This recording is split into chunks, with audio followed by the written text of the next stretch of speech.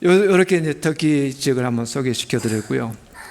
하나님께서 이 마지막 때에 우리 인생 역 자체가 시작과 끝이 있잖아요.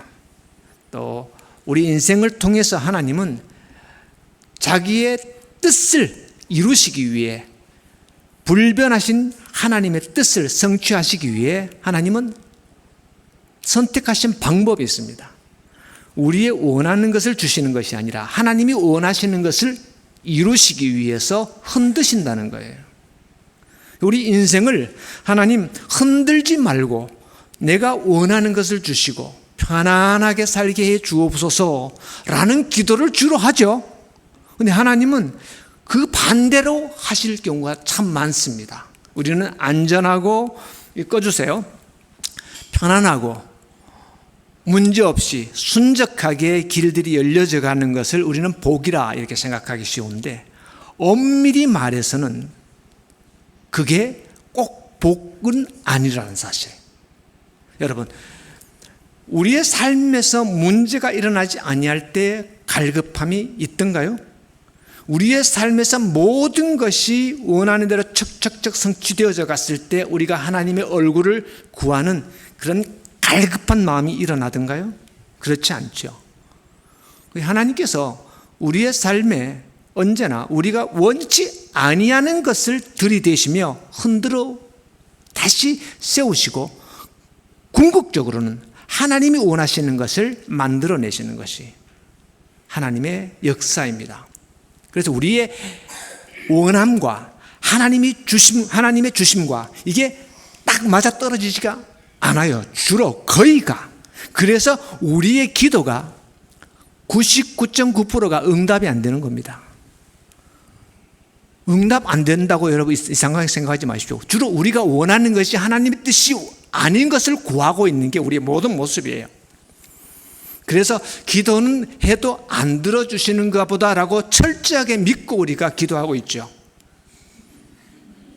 그래서 기도해놓고 그 기도가 들려질, 응답되어질 것을 크게 기대하지 않고 우리는 다 기도합니다. 그런 거예요. 인생은 다 그렇게 아마 생각하고 있을지 몰라요. 왜냐하면 우리의 원함과 하나님이 주시는 것은 참 맞지 않아요. 너무나 우리는 이 세상의 원리 속에 살아가는데 젖어 있고, 우리 육신의 야망과 육신의 욕망을 따라 살아가는 것을 당연시 여기며 그것을 추구하며 사는 것이 우리 모두입니다. 오늘 본문에서 그러잖아요. 성경은 모든 것을 죄 아래 갇혔다라고 말합니다. 이게 표준 번역이거든요. 하나님께서 성경에 딱 기록하기를 세상 모든 것이 죄 아래 가두려고 하셨다. 또 로마서 11장에서는 하나님께서 우리 모두를 심판 아래 두셨다 이렇게 말하고 있어요. 하나님께서 왜 그렇게 하셨을까? 그 의도와 뜻이 있겠죠. 그냥 문제 없이 심판이 없는 평안, 어떤 죄가 아닌 기쁨, 회복, 천국, 이런 것들로 하나님께서 딱 주어지고 그것이 우리의 삶에 계속적으로 이어졌다라면 얼마나 좋겠습니까? 그런데 하나님께서 그렇게 하지 아니하시기로 작정하신 것처럼 말씀하고 있다라는 사실이에요. 네, 잘 보십시오. 하나님께서 처음 이 만물을 창조하셨을 때 이 땅이 어떠했습니까?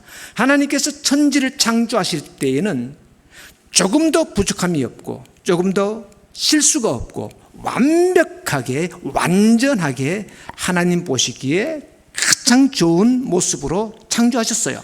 거기에 하나님의 형상대로 사람을 만들어 두셨어요. 그 상태는 오케이, 완전입니다. 거기에서 이것이 깨어짐을 하나님이 허락하세요. 깨어짐을 어떻게 허락하는가? 하나님 안에 모든 것이 다 구비되어지도록 만들어 놓고 여기서 하나님께서 한 가지를 두시는데 선악과라는 것을 두시죠. 선악과에는 하나님께 어떤 조건을 거십니다. 조건이라는 것은 법이거든요. 법이라는 것은 그 법을 지킬 때 얻는 보람과 결과가 있게 되고 그 법을 어겼을 때에 나타나는 결과가 있게 되어 있어요. 우리가 법을 어겨서 심판을 받기를 누가 원하겠어요?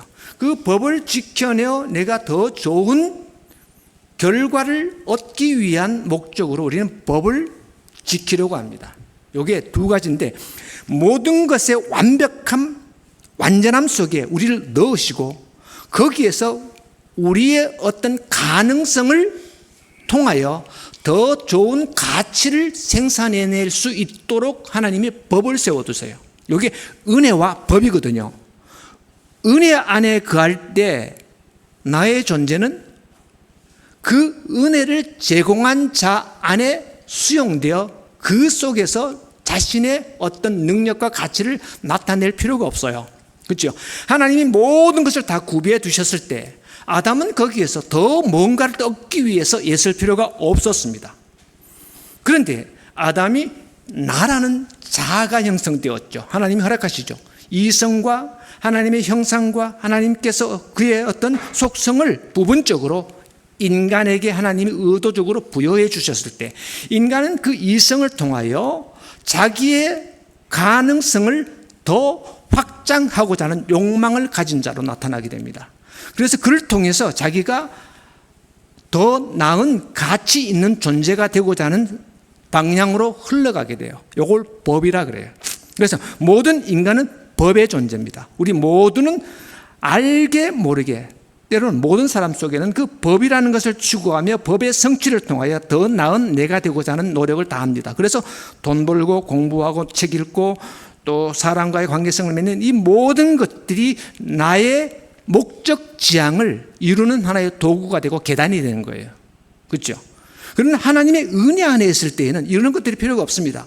더 나은 나를 추구할 필요가 없어요. 이미 그 안에 완전함이 있기 때문에 완전함 속에 나의 없음이 되어, 내가 없음이 되어 완전함 속에 거하는 것을 우리는 은혜라 그럽니다. 그런데 은혜는 내 자신이 해야 할 어떤 역할과 나의 장이 필요치 않아요.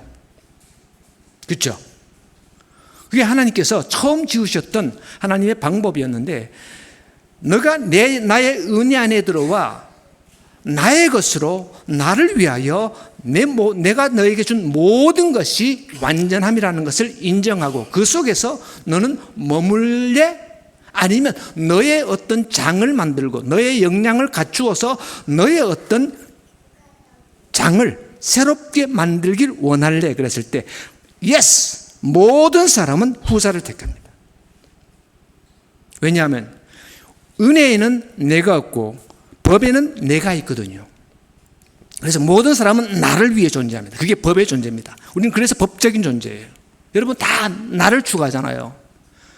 내 구원, 내 예수, 내 하나님, 내 천국, 내 상급 전부 나입니다. 그래서 하나님은 이 법과 은혜에 우리가 두 가지를 놓고 사는데 우리 인간은 생내적으로 이 법이라는 통로, 법이라는 도구를 통해서 나의 영역을 확보하는 그 일에 생명을 겁니다. 아기가 태어나면서부터 엄마의 품 안에서 가만히 존재해도 엄마가 다 먹여줘요. 근데 이 아이는 아직 지적인 성장이 없음에도 불구하고 나를 추구합니다. 그렇죠? 엄마들은 알죠? 내가 있기 위해서 몸부림치며 엄마의 젖을 피가 나도록 빨아댑니다. 이게 나이거든요. 우리는 다 그렇게 살아갈 수밖에 없죠. 그래서 우리 인간이 하나님의 은혜 안에 살 수밖에 없도록 하나님이 만드셨는데 하나님께서 이 법이라는 통로를 통해서 하나님과 뚝 떨어지는 이런 과정을 겪게 합니다. 요걸 죄라 그러고요. 요걸 성경에서는 영적 간음이라 그러기도 하고 이걸 영적 이혼이라 그러기도 합니다. 요걸 더 나가서 죽음이라 그래요. 같은 말이에요. 하나님과 이렇게 분리되어서 하나님의 대척점에 한 존재가 딱 서는데 이게 인간이에요. 인간이란 것이 어떤 것인가에 대한 그 답을 성경은 냉철하게 말해주고 있습니다. 성경에서 말해주는 인간이 어떤 존재인 것인가를 우리가 잘 알게 되면 하나님을 알게 되고 하나님의 대척점에 서 있는 나를 보게 돼요. 그래서 성경은 그 빛을 쫙 비추면서 우리를 그 자리로 이끌어 가시는 거예요. 하나님의 대척점에 하나님의 어떤 적수로 서 있는 존재가 사탄이 아닙니다. 하나님의 대척점에서 하나님의 상대방에 하나님의 어떤 그 원수로 하나님의 대적자로 서 있는 것이 누구예요? 보세요. 여러분, 아들이 있고 딸이 있죠. 그 아들이 사춘기가 되고 어떤 문제를 일으키기 시작하면 엄마의 마음, 아버지의 마음은 때로는 막 그 아이를 막 죽이고 싶은 마음이 들 때가 있을 거예요. 그 너무너무 문제를 일으키면. 그 아버지와 어머니의 마음은 그 아들, 자녀에 대하여 그런 마음이 일어나지, 밖에 있는 어떤 사람, 동네 아이가 문제 일으키는 것이 그 부모의 마음을 찢지 않습니다. 부모의 마음은 언제 찢어집니까? 저기 또 건너 동네의 아이가 문제 일으키는 것으로 그렇게 분노하고 힘들어하지 않죠. 그렇죠?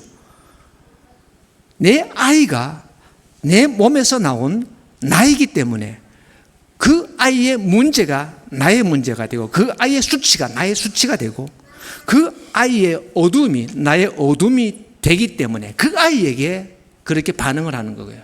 그래서 하나님의 대척점에서 하나님과 상충되어 충돌을 일으키는 존재는 사탄이 아니고 하나님의 형상대로 지음받은 하나님의 백성입니다.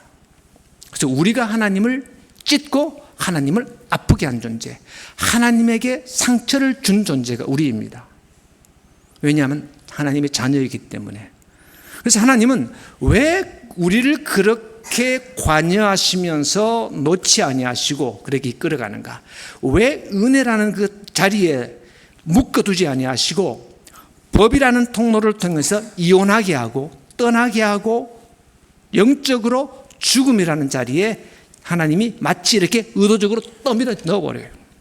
그래서 우리 모두가 거기에 풍덩 들어온 겁니다. 그래서 나면서부터 우리는 법 아래서, 율법 아래서 태어나 율법의 종이 되어 심판을 받은 자로 이 땅에 다 왔어요. 태어나 보니 우리의 실체가 그렇게 되어 있다는 것. 근데 그 실체를 알지 못한다는 사실, 내가 어떤 존재인 것인가를 자각하지 못한다는 사실이 문제입니다.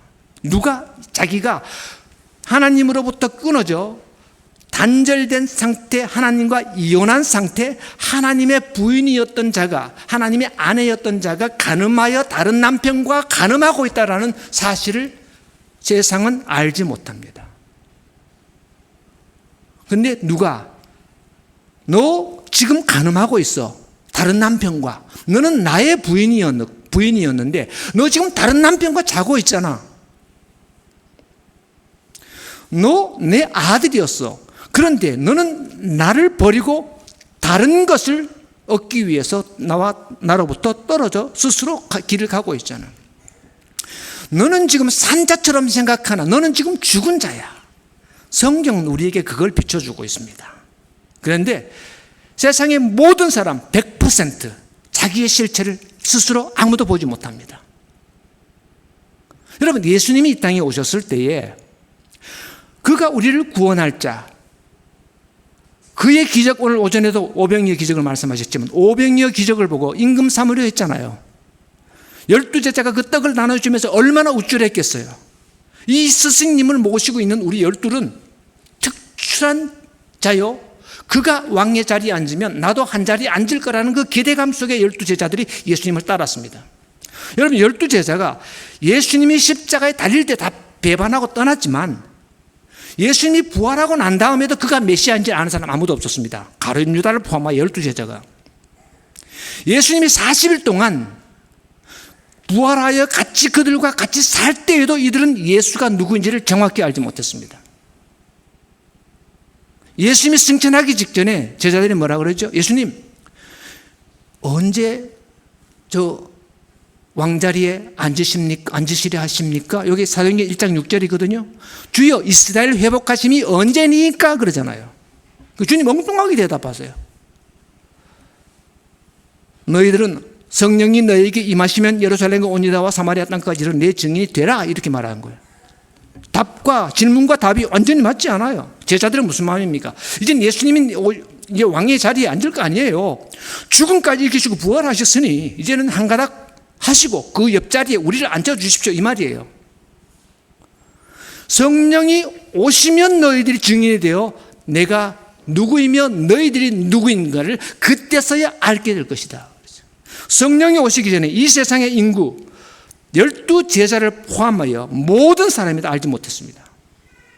여러분, 특히 예수님이 부활하신 다음에 예수님의 그 무덤까지 따라가고 또 무덤에 가기 위해서 새벽 일찍 갔던 자들, 여인들이 있어요. 여인들의 이름이 주로 마리아죠. 왜 마리아인지 아세요? 12제자를 포함하여 그 여인들이 참 믿음이 대단했어요. 예수님의 막달라 마리아에게 제일 먼저 보이시잖아요.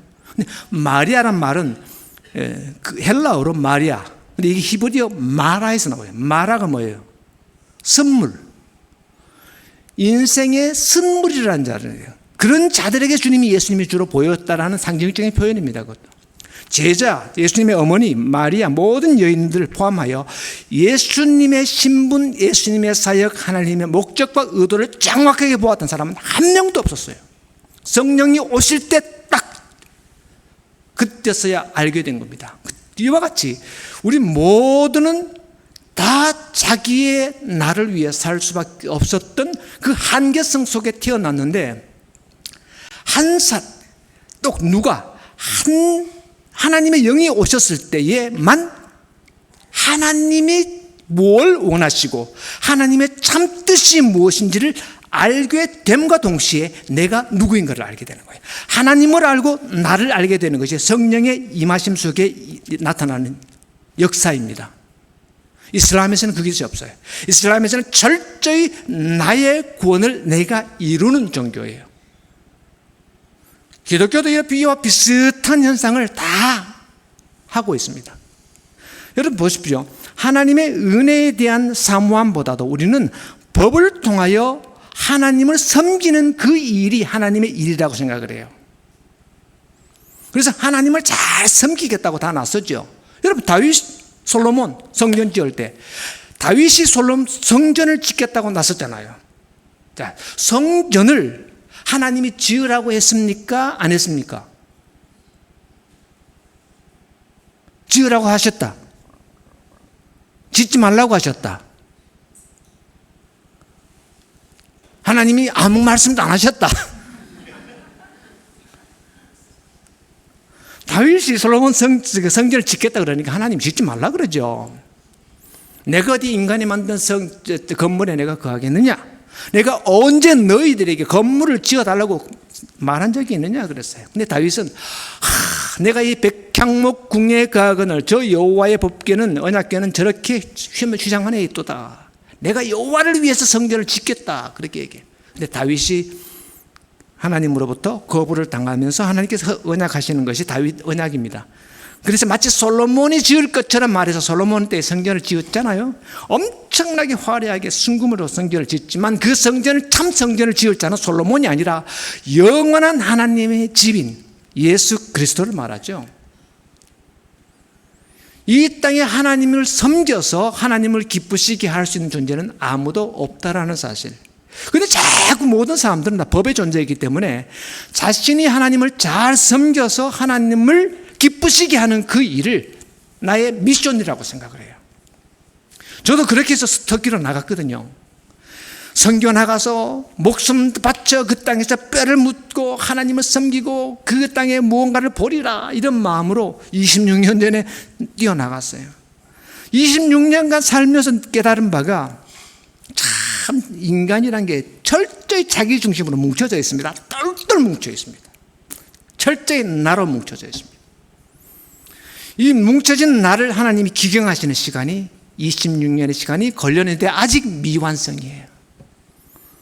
하나님은 어떤 민족을 선교하기 이전에 먼저 그의 백성된 자를 선교하고 계시는 하나님의 은혜를 덧입는 시간이었습니다.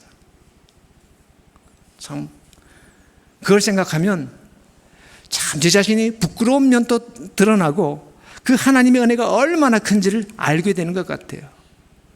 여러분, 인간은 자꾸 뭔가 하나님을 잘 섬기면 저 죽음 이후에 더 큰 내게 보상이 떨어질 것에 대한 막연한 기대감을 다가고 일하고 있죠.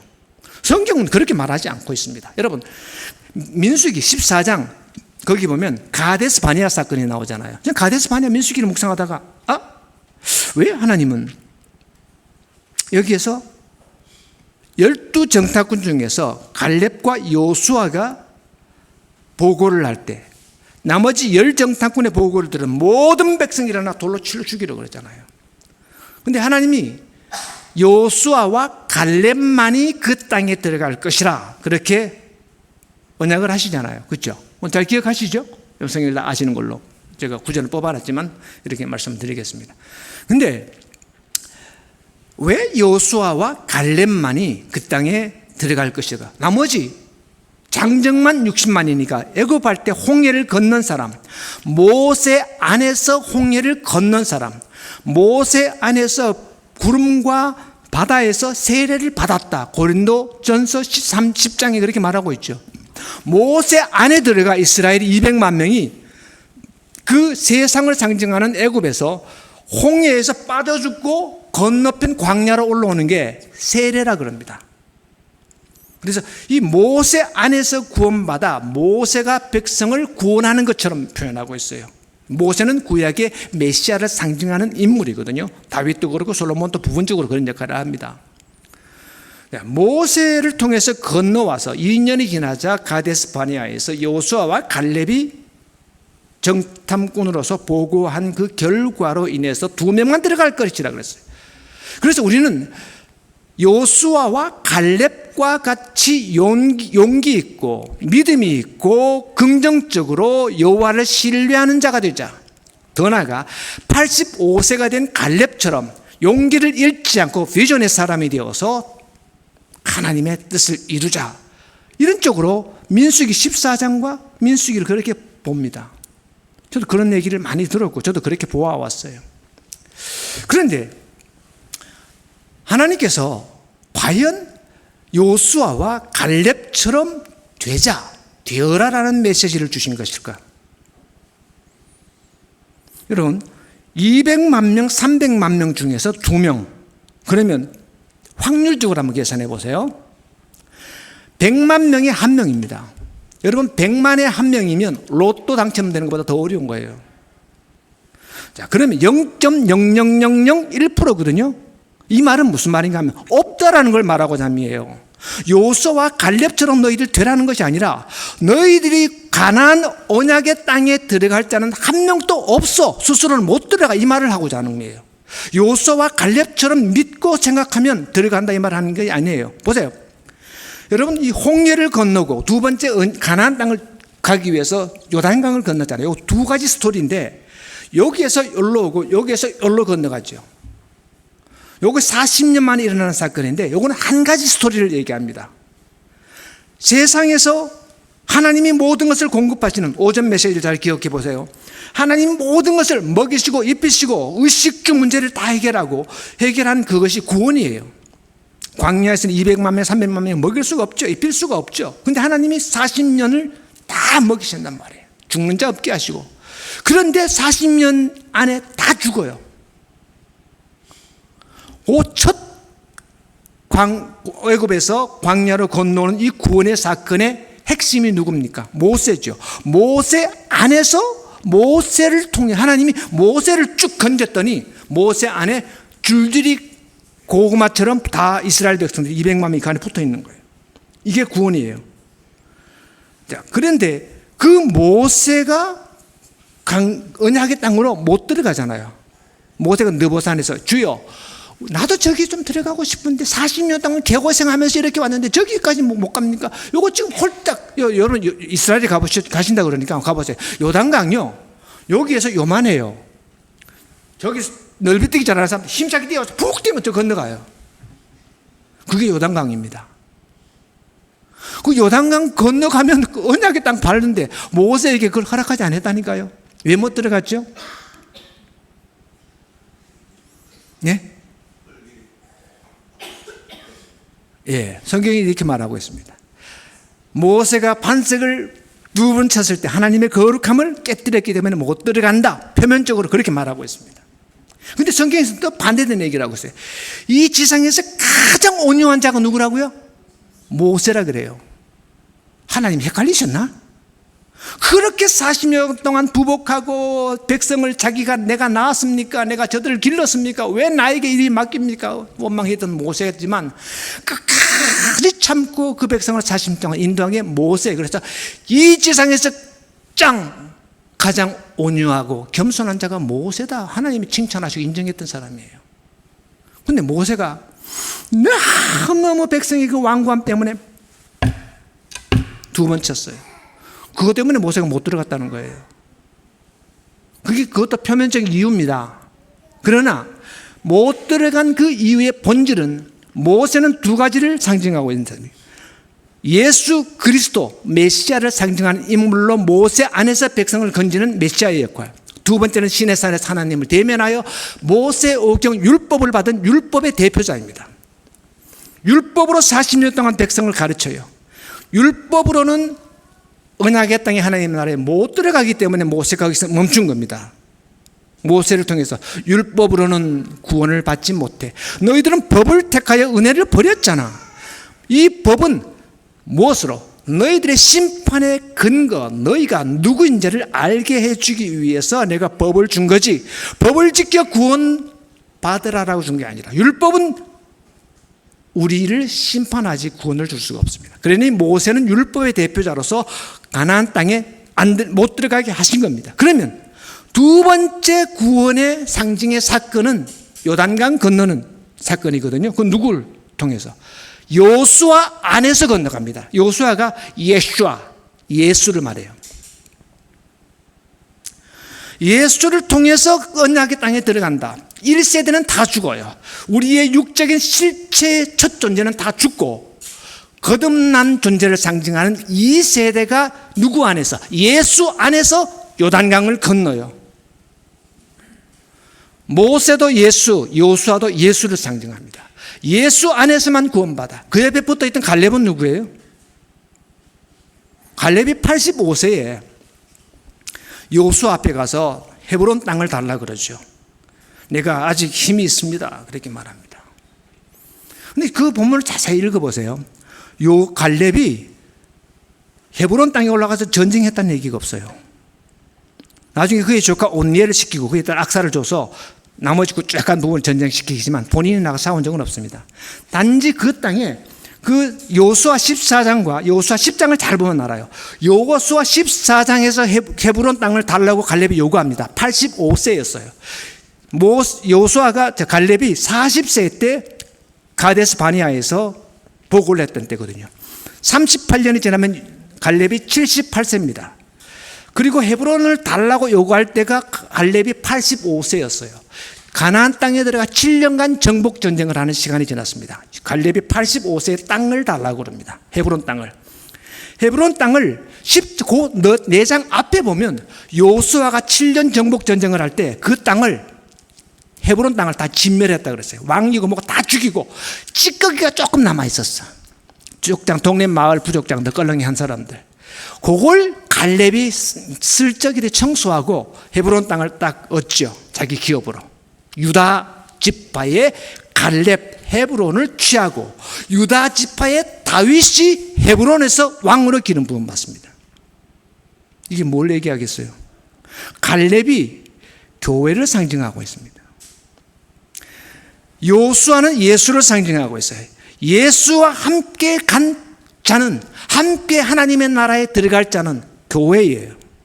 그래서 갈렙을 통해서 하나님의 나라에 들어갈 존재가 교회라는 사실. 그리고 그 왕이 다윗이 오는 그 헤브론에서 다윗이 왕으로 기름 부음 받잖아요. 이 말은 뭔가 하면 언약의 땅에 들어갈 사람들은 이 세상에서 아무도 없다라는 걸 성경이 반복해서 말하고 있는 겁니다. 갈렙처럼 되자, 여호수아처럼 되자라고 자꾸 사람들은 법으로 밀어붙여서 우리가 여호수아처럼 용맹 있게, 여호수아처럼 순종하고 여호수아처럼 비전을 갖고 갈렙처럼 용맹 있게 하나님을 섬기자라고 가르치기 때문에 세상 종교와 교회의 차이가 없어져 버렸어요. 이게 하나님을 잘 섬기면 상 받는다 이렇게 가르쳐 버리는 거예요.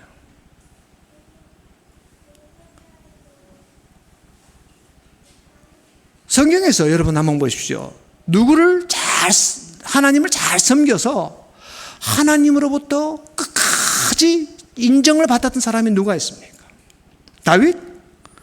하나님의 마음에 합한 자라고 여김을 받았던 다윗. 그렇죠? 사무엘상에서도 그러고 정말 내 마음에 맞는 사람이라 내 뜻을 다윗이 이루리라 이렇게 말했어요. 사무엘상 13장 14절에. 근데 다윗이 어떻게 합니까? 그 고난 속에서 광야에서 아둘람 굴에서 줄이며 아파하며 하나님을 찬양하고 고난 중에서도 여호와를 찬양하며 수백 편의 시편을 썼던 다윗. 그 시편 중에 일부 부분이 이제 시편에 기록이 되어 있습니다. 다윗은 관용의 사람이었어요. 돌 5개로 골리앗을 죽이는 용기 있는 사람이었어요. 관용의 사람은 용서의 사람으로서 자기를 대적하는 자를 끝까지 심의 같은 사람을 용서했습니다. 자기를 죽이려 했던 그 사울 장인어른을 끝없이 용서했어요. 다윗의 모습을 보면 정말 화려하죠. 그런데 그 사이사이에 어떤 모습이 들어가 있습니까? 하나님은 공의롭고 하나님이 모든 것을 다 주셨다라고 말했던 다윗이 죽기 직전에 일어나서 내가 이룬 것이 얼마일까? 내가 이 땅에서 없던 업적을 남겼을까? 요압을 시켜서 이 땅을 조사해보라 이렇게 보내죠. 요압은 여호와께서 시키지 않는 일을 왕이여 하지 마소서라고 만류합니다. 그런데 다윗은 월칵 화를 내면서 보냅니다. 성경에서 사무엘상 24장과 두 군데서 나오는데 한편에서는 여호와께서 격동시켰다 그러고 다른 데서는 사탄이 격동시켰다 그랬어요. 그 마음의 내면에 깊이 잠겨져 있는 자아가 나는 내 것은 이것이 휙 하나 건드리시니까 위로 확 올라옵니다. 올라와서 하나님이 주셨다, 하나님이 다 하셨다, 하나님께서 공급하셨다라고 했던 다윗이 이제는 나는 내가 무엇을 했다라는 것 쪽으로 나아가죠. 그렇게 백성을 사랑했던 다윗이 어느 날 갑자기 밧세바를 취하여 임신을 시키고 그의 남편 우리아를 강교한 방법으로 죽이죠. 시므이를 용서했던 다윗이 솔로몬에게 유언을 합니다. 솔로몬, 너는 지혜로운 아들이니 저 시므이 100발로 성성하게 죽음으로 내려가지 못하게 해라. 죽여라 이렇게 얘기합니다. 어느 게 다윗의 진짜입니까? 성경은 말합니다. 다윗이 잘난 척했으나 그의 본질은 아니야. 이걸 말하고 싶어 하는 거예요. 다윗이 그렇게 나를 철저히 신뢰하는 것 같으나 그는 나를 믿지 않았어. 다윗은 그렇게 겸손한 것 척했으나 그는 교만한 자였어. 이걸 결론내 주려는 거예요.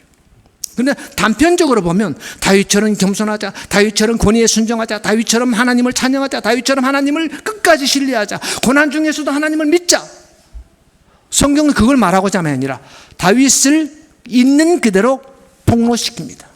그렇죠? 그게 우리란 말이에요. 우리는 척하기 쉽고 가식하기 쉽습니다. 목사여 선교사이기 때문에 저는 그렇게 살려고 하죠. 그러나 나의 실체는 그렇지 않다는 것을 성경이 드러낼 때 악할 수밖에 없습니다. 아브라함을 믿음의 조상이라고 말합니다. 그러나 아브라함은 믿음의 삶을 살지 않았어요. 믿음이 무엇인가를 아브라함을 통해서 하나님이 드러내셨기 때문에 믿음의 조상이라 그랬지 아브라함이 완전한 믿음으로 살지 못했죠. 아브라함은 한번 보세요. 아브라함은 이 업앤다운을 수없이 합니다. 여러분 사건 다 얘기하기 어렵겠지만 제가 시간상 다 빼고요. 그 22장에 자기 아들 모리아 산에서 독자를 아끼지 않고 죽이는 그 자리까지 가잖아요. 그렇죠? 그런 아브라함이 얼마 지나지 않아서 사라가 죽어요. 137세. 사라가 127세에 죽고 아브라함이 137세에 175세까지 살아요. 요 사이에 아브라함이 6명의 아들을 더 낳습니다. 그 둘을 통해서. 이스마엘을 통해서 된통 연단을 받았잖아요. 근데 아브라함이 두 번째 이스마엘, 세 번째 이스마엘, 다섯 번째, 여섯 번째, 일곱 번째 이스마엘을 낳고 죽어요.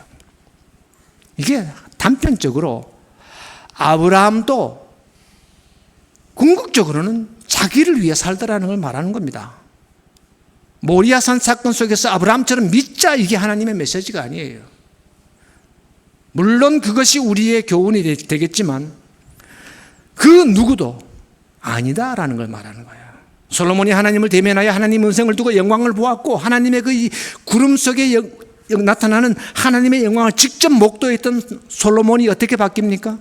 그 신전 옆에 수없는 자기 부인의 신전을 짓고 거기에 신전에서 엎드려 예배하는 자로 바뀌어집니다. 결국은 우리 모두는 그 믿음을 내가 갖고 내가 끝까지 유지할 수 있는 자가 아니라는 사실이에요. 우리 인간은 참 연약한 존재이고 끝없이 법을 통해서 자기를 추구하는 존재입니다. 그러면 우리 인간은 이 땅에서 얼마만큼 성화를 만들어낼 수 있을까? 과제죠. 과연 우리가 얼마만큼 성화될 수 있을까요? 오랜 신앙생활이 우리의 인격의 성숙을 만들어내는 길이 되기도 합니다. 또 많은 성경적 지식이 많은 우리의 삶의 변화를 유도해 내기도 합니다. 공동체 속에서 우리는 많은 것들을 다듬어지기도 하고 이 속에서 우리 연단되어지기도 합니다. 이것을 반드시 교회 안에서 하나님이 하게 하시지만 그 모든 과정의 결론은 안 되는가비요? 이걸 알게 하시는 겁니다. 남녀가 결혼하여 한 몸이 되라. 아내는 남편에게 복종하고 남편은 부인을 그리스도가 교회를 사랑한 것 같이 사랑하라. 이것이 에베소서에 나오는 하나님의 명령이잖아요. 창세기 2장에서 하는 말씀이잖아요. 근데 정말 우리가 남자와 여자가 한 마음이 되어 한 몸이 되어 완전한 복종, 완전한 순종, 완전한 사랑으로 하나 된 사람이 있던가요? 없습니다. 둘이 되려고 막 애쓰는데 같은 자석이 붙어 있는 것처럼 계속 튕기죠. 저만 그런가요? 모르겠는데 이 교회는 안 그런지. 이게 인간의 불가능함을 말해주는 거예요. 하나가 될 수 없음 속에 하나 되게 하시는 한 분이 계신데 그게 성삼위일체 하나님입니다. 성삼위일체를 우리는 이해하기 어려워하지만 성삼위일체를 어떻게 주님이 이루셔서 하나가 되시는가? 그 하나됨 안으로 우리를 부르는데 우리는 끝없이 법을 추구하여 나가 되고 나의 영역을 만들어 내 것을 갖추고자 하는 존재로 계속하여 우리는 주님으로부터 등을 돌리는 속성을 갖고 태어났습니다. 그런데 하나님은 끝없이 포기하지 않아. 끝없이 우리를 다듬어 그의 삼위일체 안으로 우리를 불러 연합되심 안으로 불러들이는데 그 연합되심의 원리가 삼위일체입니다.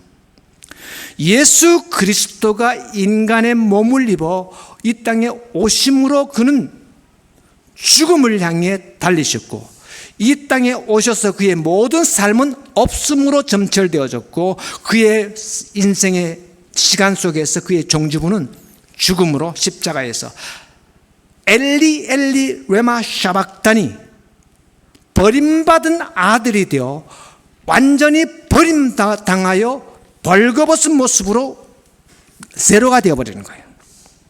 이게 예수 그리스도의 십자가의 원리죠. 그러면서 아버지가 내 안에 내가 아버지 안에 거하는 이 상호내주의 완성을 예수님이 삶으로 죽음으로 생명으로 이루어내어 완성하시는 유일하신 한 하나님, 그가 성자 하나님이죠. 성자 하나님이 가셔서 자기가 이루신 모든 그 삶의 원리를 도저히 이해하지 못하는 법의 원리 속에 꽉 묶여있는 우리를, 사망의 심판 속에 딱 갇혀있는 우리를, 하나님의 의도 속에서 우리를 저주 아래 갇혀있는 우리를 뽑아내시어 이 성자 예수가 가신 그 길 속으로 우리를 불러들이기 위해 성령을 보내셔서 뭘 말씀하시겠어요? 성령 하나님은 이 땅에 오셔서 예수가 어떻게 사셨던 것인가만 말하는 거예요. 이게 성령의 역사입니다. 성령의 역사를 자꾸 능력, 현상을 추구하는 것은 이거 성령의 예수 그리스도가 말하는 보혜사 성령의 역사가 아닙니다.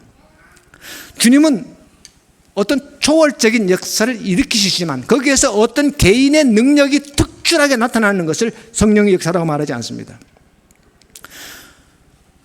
지금도 사람들은 그 성령의 은사를 자꾸 능력이라고 추구해서 능력, 병고침, 기후, 이런 여러 것들을 추구하잖아요.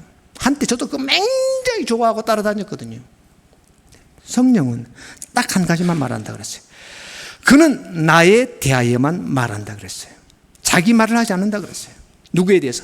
예수 그리스도가 어떻게 사셨고 예수 그리스도가 누구인 것인가를 알려주는 그 일을 성령이 하세요. 그래서 성령은 예수만 말하고 예수는 아버지 안에서 자기가 들어가는 이게 삼위일체 속에 이렇게 되는 거예요. 이 삼위일체 원리 속으로 영원히 새 창조를 이루어 그의 백성된 아들과 함께 딱 한 몸을 이루시기로 우리를 역사 속에서 먼저 가두시고 가둠 속에서 뽑아내시는 것이 구원이에요. 근데 우리는 가두어져 있는 것도 모르고 이 속에서 내가 되어 나의 구원, 나의 천국, 나의 상급을 추구하는 이것을 세상 원리라고 합니다. 이 세상 원리가 교회 속으로 다 들어와 있어요. 이슬람은 이 철저히 세상 원리입니다. 그래서 죽는 것 두려워하지 않습니다. 사람 죽이는 것 두려워하지 않아요. 기독교인 죽이고 기독교인 목 자르고 그것이 자기는 천국에 가서 알라 앞에서 가장 큰 상급 받는 거예요.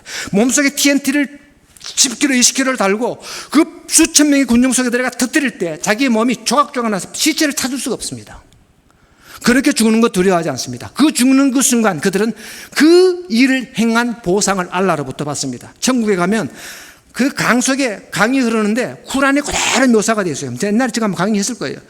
그 강이 밤새 마셔도 취하지 않고 머리가 아프지 않는 술, 와인이에요.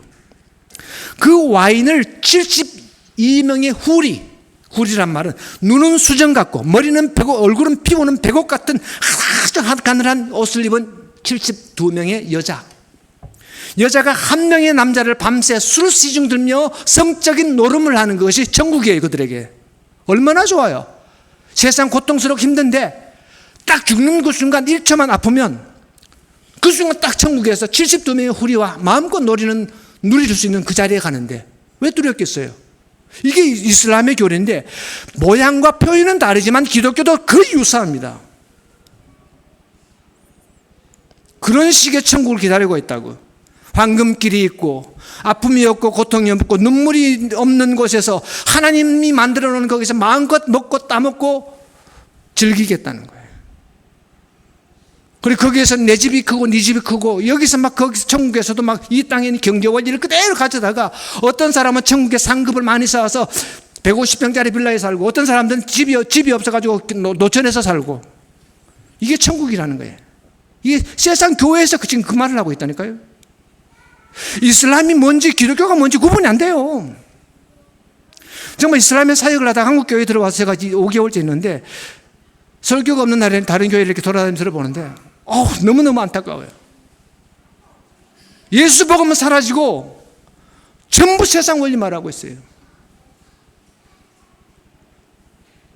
세상에서 정치가 교회에 들어와가지고요. 제 매형이 이제 예수님이 중풍이 들어서 최근에 들어서 교회를 나가기 시작했는데 교회를 전도하러 이제 집 앞에 있는 교회를 데리고 왔는데요. 교회가 굉장히 크더라고요. 근데 설교가 노동시간 얘기하더라고요. 골로새서 3장을 가지고. 그 원칙적인 복음이 담겨있는 예수를 말하지 않고 52시간 노동이냐 69시간 노동이냐 노동시간 직장에서 어떻게 살아야 할 것이며 직장인들은 어떻게 해서 그리스도인들은 답게 살아야 하느냐 이 얘기만 하고 있더라고. 교회가 이런 세미나하는 장소가 아니잖아요. 그래서 매형하고 나오면서 교회 전달하려고 하는데 속이 뒤집어지더라고요. 여러분, 우리는 뭔가를 하여 하나님을 섬기는 자가 아닙니다. 하나님께서 다 우리를 위해서 이루어놓으신 그 예수 그리스도 안에서 내가 누구인 것인가를 발견하게 되는 거예요. 여러분, 그래서 사도 바울은 죽기 직전에 로마서 7장 24절에 말하잖아요. 오라 공관자로다. 누가 이 사망의 몸에서 나를 건져내랴. 바울이 그 60세가 넘은 노사도가 수십 번의 태장을 맞고 고난을 당하고 죽을 고비를 수없이 넘겼던 바울이 몸은 성했겠습니까? 온몸이 만신창이 되어 죽기 직전에 바울이 고백한 게 오라 공고한 사람이로다. 나는 천천히 이 나이에 늙어 죽기 직전에 감옥에 갇혀서 세상의 성공을 기대하겠어요? 거기서 어떤 여자를 탐보겠어요? 거기서 뭔가를 명예를 추구했겠어요? 그러나 그 안에 있는 하나님을 향한 그 사랑과 은혜가 다가올 때 한편에 느껴지는 것은 그 사망의 몸에 묶여있는 자신의 모습 속에 아파하고 애통하는 그 기도가 바울의 기도였어요. 우리는 정말 평생 이 기도 속에서 내가 하나님 앞에 아무것도 아니라고 하는 자, 오늘 찬양이 참 오전에 배웠잖아요. 나는 아무것도 아니다는 자질. 그런 존재를 우리가 존재임을 철저히 인식하고 하나님, 내가 주님 앞에 무엇을 내어놓겠습니까? 신랑이 신부와 결혼을 할 때 함을 보내죠. 그렇죠? 함을 보내는데 유대 그 전통의 어떤 결혼의 방식에서 신랑이 함을 보내고 신부의 어떤 그 몸값을 신랑이 다 지불해야 됩니다.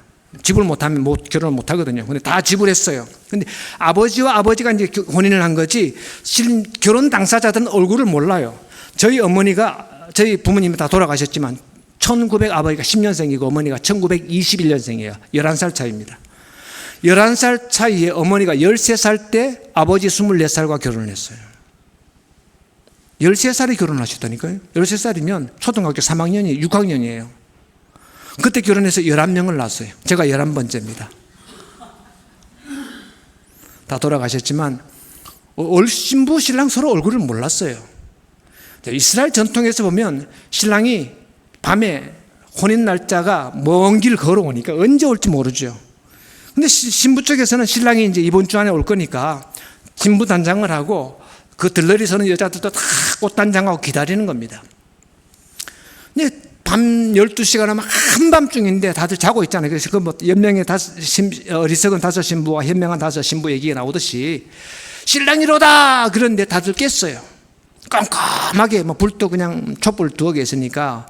근데 이렇게 막 동네 사람 다 모여있고 막 신랑과 신부 친구들이 쫙 다 앉아있는데 신랑이 딱 와서 그 어두침침한 한밤중에 거의 또래가 비슷하고 옷도 비슷한 신부와 친구들이 앉아있는데 딱 신부만 데리고 신방으로 들어갑니다. 어떻게 알죠? 얼굴 본 적도 없어요. 저희 아버지 그래요. 네 엄마 결혼하고 왔을 때 얼굴 몰랐대요. 데리고 와서 결혼식에서 처음 봤답니다. 이렇게 들고. 옛날에 그랬죠? 의사님. 자, 어떻게 그 신부를 딱 찍었을까요? 스파이를 보내놨을까요? 신랑이 딱 한 가지 방법이 있습니다. 자기가 준비하여 보낸 함 속에 있던 그 옷을 입고 있는 여자가 자기 신부예요. 그러니까 딱 보는 순간에 10명, 20명 앉아 있어도 내 신부가 딱 드러나는 거예요. 그 사람은 하나니까. 그게 그리스도의 옷을 입은 자입니다. 우리는 많은 것을 지향하고 하나님을 잘 섬겼다는 어떤 것이 나의 옷이 아니라 예수 그리스도로 말미암아 우리에게 입혀주신 하나님의 그 은혜를 입고 있는 자, 그리스도의 피. 오늘 성찬을 했잖아요. 피와 떡, 이게 말씀이거든요. 그리스도의 십자가의 이 말씀이 우리 속에 있어 우리가 덮여 있을 때 우리가 하나님의 성전이 되고 그리스도의 몸이 되고 그리스도의 신부가 되는 거예요. 그것이 있는 자를 주님이 데려가는데 누구 이름으로? 정혜경이라는 이름으로 데려가는 것이 아니라 저를 예수라는 이름으로 데려가는 거예요. 왜냐하면 예수라는 옷을 입고 있거든. 내가 예수 안에 들어와 있거든요. 하나님은 완벽하게 하나님의 뜻을 완성하신 그 사람만 구원해요. 하나님의 모든 뜻을 이해하고 하나님의 목적과 의도를 그대로 성취한 한 사람이 있어요. 누구요? 예수 그리스도. 그래서 신구약 전체는 다 예수를 말하고 있어요. 예수만이 구원을 받아요. 이게 구원의 표면적인 현상입니다. 그래서 성부 하나님이 예수를 딱 구원하는데 내가 예수 안에 쑥 들어가 있네. 그래서 우리는 예수의 피를 입고 예수의 말씀이 되어 예수 그리스도의 그 사랑과 은혜 속에 들어가 예수로 구원받는 거예요. 십자가에서 3명이 달렸을 때 한편 강도가 뭐라고 말합니까? 조롱하지 않아요. 네가 하나님의 아들이라면 내려와봐. 한편 강도, 오른편 강도라고 말할 수가 있겠습니다. right, 오른. 그 강도는 빨갛게 자기 누구도 도와줄 수 없고 도움도 필요치 않는 상황에서 당신의 나라에 임하실 때에 나를 기억하소서. 긍휼을 구하는 한편 강도가 구원을 받죠. 우리 모두는 그 모습으로 부끄럽고 수치스러운 얼굴이 뜨뜻한 모습이지만 상태이지만 예수가 값없이 입혀주는 그 은혜 안에 내가 들어가 구원을 받는 거예요. 세상의 모든 종교는 내가 구원을 취하겠다라고 나섭니다. 우리는 예수 안에서 우리가 구원을 받아 하나님께로 나아가는 거예요. 그래서 성경 전체, 여러분 저는 사도 바울이 그 교회를 수없이 개척하잖아요. 그들이 가서 창세기를 가르쳤겠어요? 요한복음을 가르쳤어요? 출애굽기를 가르쳤겠어요? 근데 바울은 데살로니가에서 딱 3주만 가르치거든요. 성경 전체 하나님의 목적이 예수 그리스도의 구원의 그 핵심, 그 성경을 보는 관점을 바꿔주고 가버리는 거예요. 그때 성경이 그들에게 생명이 되고 말씀이 되어 하나님의 뜻이 무엇인가를 알게 되는 거예요. 성경을 예수 그리스도라는 관점으로 읽기 시작하면 성경 전체가 복음을 말하고 있습니다. 그렇지 않으면 성경을 복음으로 보지 않고 성경을 법으로 봐요. 규율로 봐요. 율법으로 읽어서 내가 뭘 할까? 뭘 지켜낼까? 뭘 더 해야 할까? 뭘 더 하면 좋을까? 이런 쪽으로 나가게 되면 그는 종입니다. 법은 종을 낳고 은혜는 아들을 낳습니다. 우리는 종이 아니라 아들이 되어 아들 된 자로서 하나님 앞에 예수의 은혜를 입고 당당히 아버지 앞에 나가는 거예요. 이게 우리에게 주어진 큰 은혜의 비밀입니다. 그 은혜의 비밀을 알게 되었을 때 그때서 우리는 참된 하나님을 향한 열심이 나오게 되는 거예요. 이거 순서가 뒤집어지면 천당과 지옥이 왔다 갔다 하는 거예요. 우리는 다 육을 가지고 법으로 나왔지만 법에서 반드시 이게 뒤집어져서 은혜로 내가 구원받은 존재라는 이 철저한 하나님의 생명의 복음, 진리의 말씀, 하나님의 뜻을 바르게 알게 된 다음 그때서 우리는 doing을 하십시오. 그때 우리가 행함을 낳게 될 때, 행할 때 우리의 삶이 참된 자유함 속에서 하나님이 원하시는 그 방향을 향해서 나갈 겁니다. 우리는 결코 완성될 수가 없습니다. 미완성의 상태이지만 하나님이 뜻을 향한 그 지향성을 가지고 그의 성령이 내게 오셔서 말씀으로 나를 성전 삼아 성전으로 지어가시는 하나님의 절대 주권적인 사역의 역사가 우리 생애 속에 나타나게 될 거예요.